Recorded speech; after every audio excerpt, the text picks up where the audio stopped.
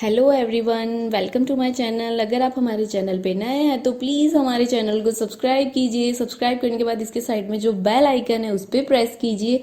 यहाँ आपको ऑल का ऑप्शन मिलेगा, उस पर सेलेक्ट कीजिए सो दैट हमारे नए वीडियोस की अपडेट आपको मिलती रहेगी। हमारे वीडियोस देखने के बाद उन्हें लाइक कीजिए, शेयर कीजिए सभी के साथ। शेयर करने के बाद प्लीज़ नीचे जाके कमेंट करके बताइए कि आपको हमारे वीडियोस कैसे लगे। Thank you so much. Good morning students. आज हम लोग स्टैंडर्ड 11th में सब्जेक्ट बीए पार्ट 1 धंधे का स्वरूप, उद्देश्य और कार्य क्षेत्र के आगे का पॉइंट पढ़ेंगे और हमारा ये पॉइंट है व्यवसाय। तो इसके पहले हमने कल की वीडियो में या लास्ट वीडियो में हमने क्या देखा था कि जो धंधा की जोखिम के कितने प्रकार हैं और धंधा की जोखिम किन किन कारणों से क्रिएट होती है, हमने लास्ट वीडियो में ये देखा। अब आज हम देखेंगे कि व्यवसाय किसे कहते हैं। ठीक है, तो देखिए जो व्यक्ति होता है, व्यक्ति अपनी विशेष योग्यता, ज्ञान, प्रशिक्षण और व्यावसायिक शिक्षा द्वारा सेवा देकर बदले में फीस प्राप्त करे तो उसे हम क्या कहते हैं, व्यवसाय कहते हैं। मतलब कोई भी एक व्यक्ति ऐसा हो जिसके पास में क्या हो, विशेष योग्यता हो, ठीक है, ज्ञान भी हो और प्रशिक्षण भी हो। मतलब कि किसी एक ही क्षेत्र में उसने बहुत अच्छी तरीके से प्रशिक्षण प्राप्त किया है या उच्च एजुकेशन प्राप्त किया है और व्यावसायिक शिक्षा द्वारा वो क्या करे, सेवा दे करके बदले में अगर फीस प्राप्त कर रहा है तो वो क्या कहलाता है, व्यवसाय कहलाता है। फॉर जस्ट एक एग्जाम्पल देना चाहूंगी कि जो शिक्षक होते हैं स्कूल के, वो क्या करते हैं, उनके पास में क्या होती है, विशेष योग्यता होती है। विशेष योग्यता मतलब क्या, उनके पास में टीचर बनने की जो क्वालिफिकेशन होती है वो होती है, उनके पास में ज्ञान भी होता है और वो उस फील्ड में क्या होते हैं, विशेष प्रशिक्षण प्राप्त किए होते हैं। और उसके बाद में क्या करते हैं, ये व्यावसायिक शिक्षा है, इसके द्वारा वो लोग क्या करते हैं, सेवा दे करके बदले में फीस प्राप्त करते हैं, तो वो क्या कहलाता है, व्यवसाय कहलाता है। अब उसमें क्या जरूरी होता है, तो व्यावसायिक संगठन की सदस्यता भी हमें प्राप्त करना पड़ता है। अगर हमें व्यवसाय करना है तो हमें क्या करना है, व्यवसायिक संगठन की सदस्यता पद भी प्राप्त करना पड़ता है। जैसे मान लीजिए जो चार्टर्ड अकाउंटेंट व्यक्ति होते हैं वो क्या करते हैं, वो अगर उन्हें व्यवसाय करना है चार्टर्ड अकाउंट में तो उन्हें सीए का जो व्यावसायिक संगठन होता है वहां से उन्हें क्या करना पड़ेगा, सदस्यता पद भी प्राप्त करना पड़ेगा। किसे, जो चार्टर्ड अकाउंटेंट का कार्य करने वाला व्यक्ति होता है उसे क्या करना है, सीए का व्यावसायिक संगठन से क्या करना है, सदस्यता का पद प्राप्त करना होता है। फिर उसके बाद में थर्ड है कि व्यावसायिक योग्यता भी प्राप्त करनी पड़ती है।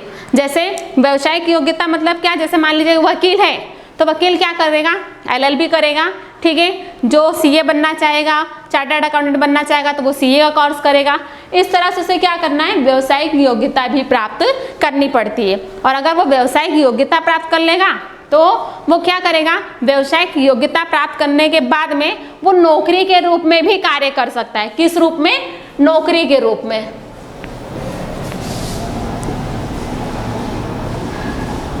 नौकरी के रूप में भी वो क्या करेगा, कार्य करेगा। कैसे, मान लीजिए कि जो डॉक्टर्स होते हैं वो क्या करते हैं, वो व्यवसाय तो करते हैं, उनका खुद का भी क्लिनिक हो सकता है, खुद का हॉस्पिटल भी हो सकता है, या तो फिर मान लो उनके पास में ऐसी योग्यता नहीं है कि, या उनकी इतनी कैपेसिटी नहीं है कि वो खुद का हॉस्पिटल खोल सके, तो वो क्या करेंगे, किसी और हॉस्पिटल में नौकरी के रूप में भी कार्य कर सकते हैं, तो वो भी क्या कहलाएगा, व्यवसाय ही कहलाएगा।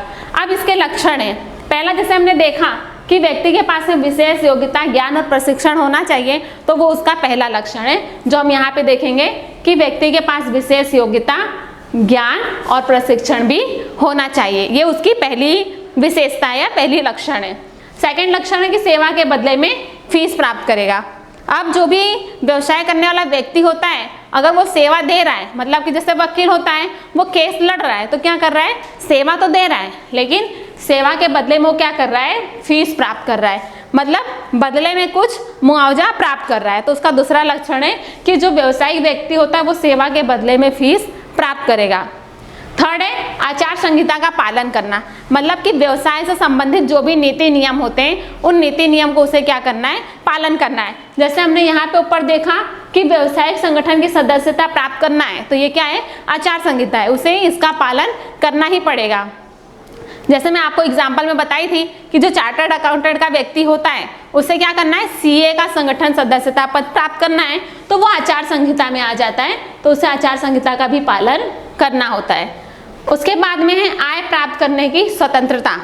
अब अगर व्यवसाय करने वाला व्यक्ति है उसको खुद की आय प्राप्त करने के लिए वे स्वतंत्र होता है, उसके पास में कोई भी बंधन नहीं होता है। जैसे वकील है तो वकील क्या करेगा, अपने कार्य के अनुसार क्या करेगा, अलग वेतन लेगा। डॉक्टर है तो अपनी अलग फीस लेगा, टीचर्स है वो अपनी अलग फीस लेगा, सीए है वो अपनी अलग फीस लेगा। तो इस तरह से लोग क्या करते हैं, आय प्राप्त करने में स्वतंत्र होते हैं, वो कहीं भी किसी भी तरह से बंधे हुए नहीं होते हैं।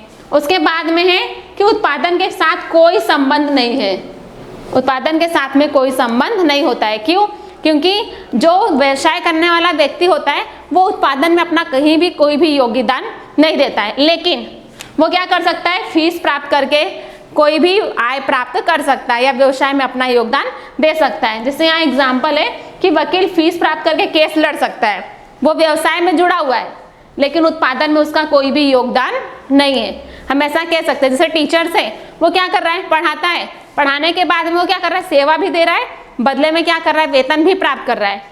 तो वो क्या कर रहा है, कुछ प्राप्त कर रहा है। जैसे वकील फीस प्राप्त कर रहा है, टीचर्स भी फीस प्राप्त कर रहा है या वेतन प्राप्त कर रहा है, लेकिन उत्पादन में वो कहीं भी अपना योगदान नहीं दे रहा है, तो वो क्या कहलाएगा, उत्पादन के साथ कोई भी संबंध नहीं है। उसके बाद में वित्तीय प्रतिफल कैसा होता है, अनिश्चित। ऐसा नहीं है कि जो भी मान लीजिए वकील है तो वो जो कार्य कर रहा है वो कार्य में फिक्स वेतन लेगा, ऐसा नहीं है। वो क्या करेगा, अलग अलग जो वकील होते हैं, अलग अलग जो व्यक्ति होते हैं, उनके केस के अनुसार वो क्या करता है, अपना वेतन को अलग अलग लेता है या अनिश्चित वेतन फिक्स करता है, कोई भी वेतन निश्चित नहीं होता है। ठीक है, जैसे टीचर से मान लीजिए वो किसी स्कूल में दूसरे वेतन पर काम करते हो, किसी और स्कूल में गए हो तो वो किसी और वेतन पर काम कर रहे हो। सीए है वो किसी और से अलग वेतन ले रहा है, किसी और दूसरे व्यक्ति से अलग वेतन ले रहा है। तो इस तरह से क्या है, जो वित्तीय प्रतिफल है वो भी क्या है, अनिश्चित है। उसके बाद में लास्ट है कि प्राथमिक उद्देश्य क्या होता है, सेवा का, कि जो भी व्यवसाय करने वाला व्यक्ति होता है भले वो सारे काम कर रहा है, ये सारे काम भले वो कर रहा है, लेकिन उसका जो लास्ट उद्देश्य होता है वो क्या होता है, सेवा का होता है, कि वो सेवा करने के उद्देश्य से ही कार्य करता है। तो बस आज के लिए आपको ये इतना ही देखना है, व्यवसाय के अर्थ और उसके लक्षण। धन्यवाद।